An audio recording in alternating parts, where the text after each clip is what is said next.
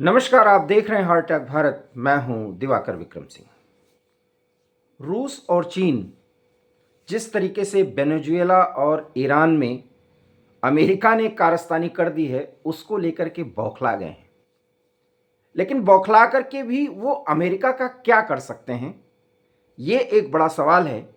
और ये आज मैं इसलिए नहीं कह रहा हूं, ये मैं पहले कह चुका हूं, क्योंकि अब रूस और अमेरिका के बीच जो द्वंद्व चल रहा है, वो चीन और अमेरिका के बीच जो द्वंद्व चल रहा है, वो उनके बयानों से स्पष्ट हो जाता है।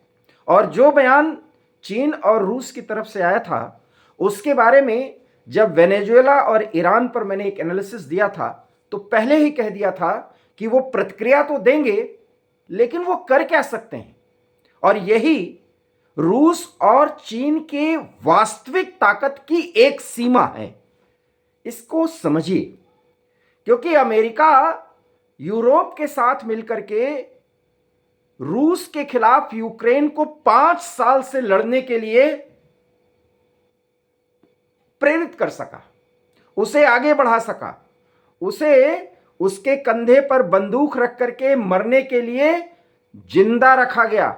और जेलेंस्की के नेतृत्व में यूक्रेन का समाज ऐसा करने को विवश हुआ।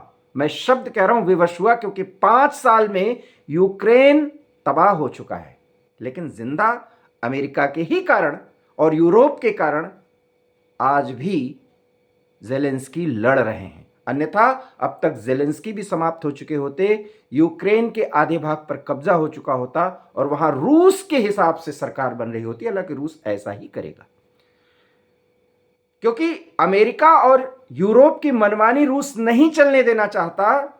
इसीलिए यूक्रेन के मुद्दे पर वो तमाम बातचीत को आगे तो बढ़ा रहा है, लेकिन जो कुछ भी वो शांति वार्ता के तहत आगे फल के रूप में दुनिया के सामने प्रस्तुत करेगा और शांति कायम करेगा, वो अपनी शर्तों पर। उसमें अमेरिका और यूरोप की कुछ चलनी ही वही वाली है।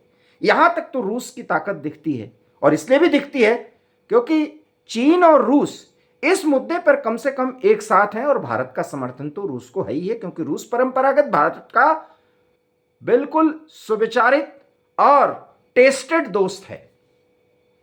लेकिन सवाल यह है कि हमारा दोस्त है, हमें उसकी ताकत और उसकी सीमाओं को समझना चाहिए। हमारा रणनीतिक सहयोगी अमेरिका है, वो दुश्मन नहीं है। ये और बात है कि ट्रंप आजकल पाकिस्तान को गोद में बिठाकर और कुछ ऐसे बयान दे करके रूस और यूक्रेन युद्ध को लेकर के, तेल के आयात को लेकर के भारत के संबंधों को थोड़ा सा टेंस किया है। लेकिन इससे भारत और अमेरिका के संबंध बदतर नहीं होने वाले, ये तो मैं बराबर कह रहा हूं। बहरहाल वो अलग मुद्दा है।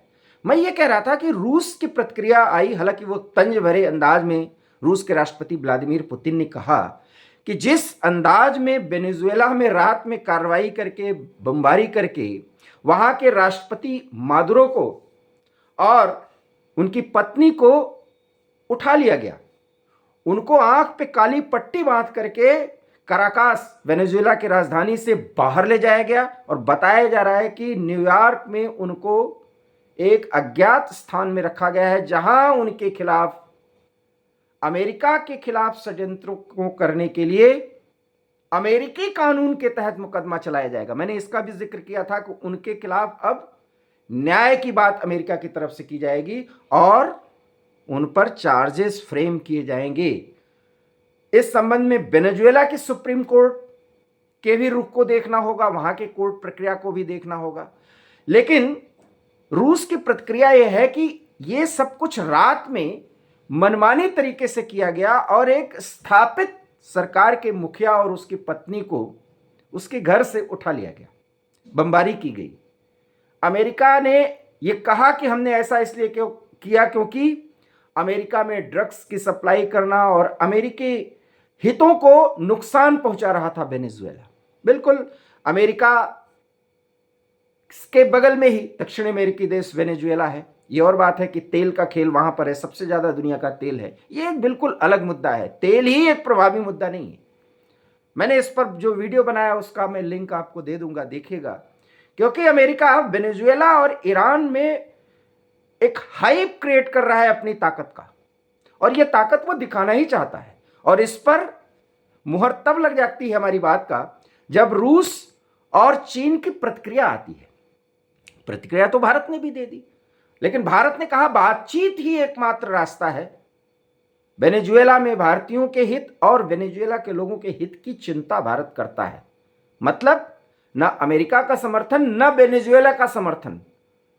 वास्तव में जो अंतर्राष्ट्रीय कानूनों के हिसाब से होना चाहिए व्यवहार, उस पर चर्चा की गई है।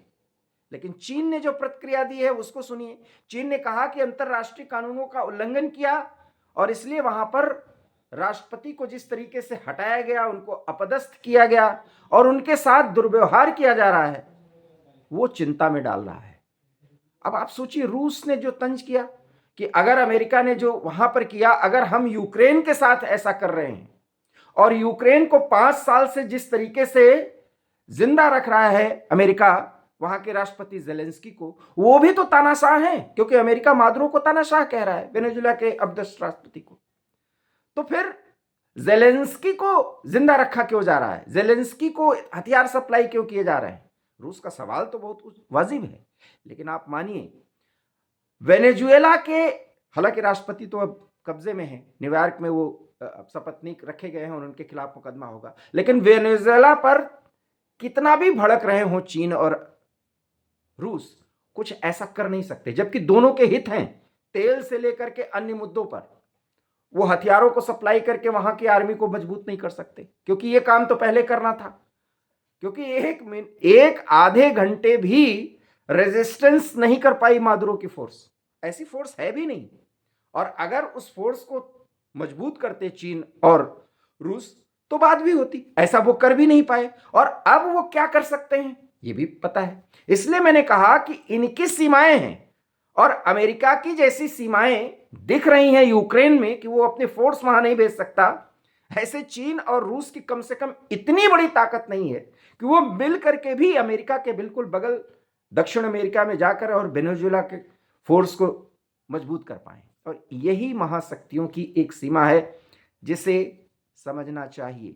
प्रतिक्रियाओं से न वो मादुरो को वापस ला सकते हैं और न वहां पर अपने हिसाब से सरकार बना सकते हैं। इसलिए भारत की प्रतिक्रिया विदेश मंत्रालय की तरफ से जो दी गई वो बहुत ही सदी हुई है कि वहां पर बातचीत को आगे बढ़ाया जाए।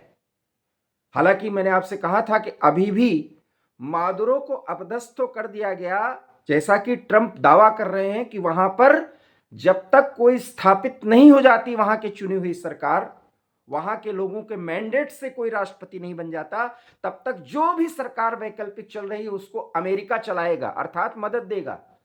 अब इसके मायने और मतलब समझिए, अमेरिका के तेल माइंडसेट जो है खनन करने का, उससे फायदा लेने का, वो एक्टिवेट हो चुका है। अब वहां पे ज्यादा से ज्यादा दोहन होगा तेल का। और ऐसे में इसको कहना तो नहीं चाहिए लेकिन कहना ही पड़ेगा, ये अंतर्राष्ट्रीय संबंधों के हिसाब से भारत को फायदा हो सकता है, क्योंकि ज्यादा एक्सप्लोरेशन होगा तो जरूरत और खनन करने वाले या रिफाइन करने वाले देशों की पड़ेगी, क्योंकि अमेरिका अब एक्सप्लोरेशन में ज्यादा ताकत लगाएगा।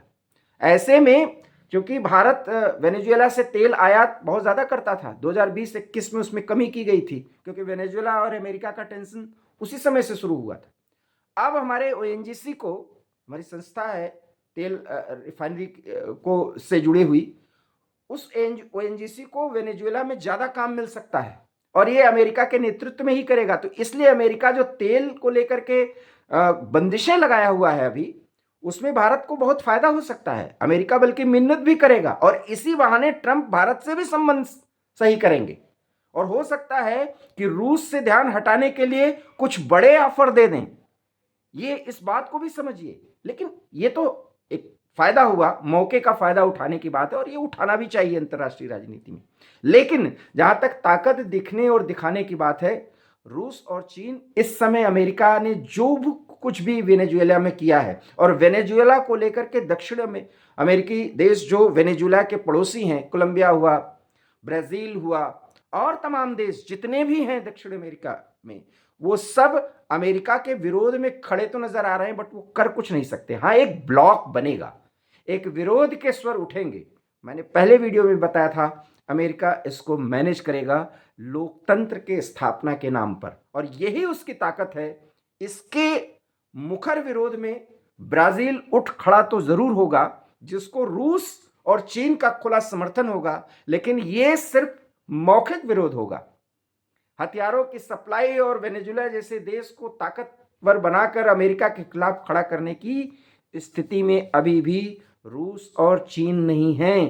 ठीक वैसे ही जैसे ताइवान के मुद्दे पर या यूक्रेन के मुद्दे पर अमेरिका भी एक सीमाओं में बंधता है। अगर ताइवान पर फुल फ्लेजेड वॉर चीन ने घोषित कर दिया तो अमेरिका बहुत सोच विचार करके युद्ध में उतरेगा। ठीक वैसे ही जैसे अगर अमेरिका वेनेजुएला और अन्य देशों के खिलाफ अति कर देगा तो रूस और चीन बहुत सोच विचार कर उतरेंगे, और अगर उतर गए तो वो महाविनाशक युद्ध होगा जो विश्व युद्ध की तरह एक दिख सकता है, कन्वर्ट हो सकता है। ऐसे विश्व युद्ध नहीं होता, लेकिन स्थितियां बन सकती हैं। अब आप देखिए, फ्रांस और जर्मनी जैसे देश अमेरिका ने जो वेनेजुएला पर कार्रवाई की उसका समर्थन करते हैं, लेकिन रूस की सीमा पर जाकर नाटो उसके छाती पर मूंग दले, ये जानते हुए भी अमेरिकी ब्लॉक में शामिल ये यूरोपीय देश रूस की मुखालफत करते हैं।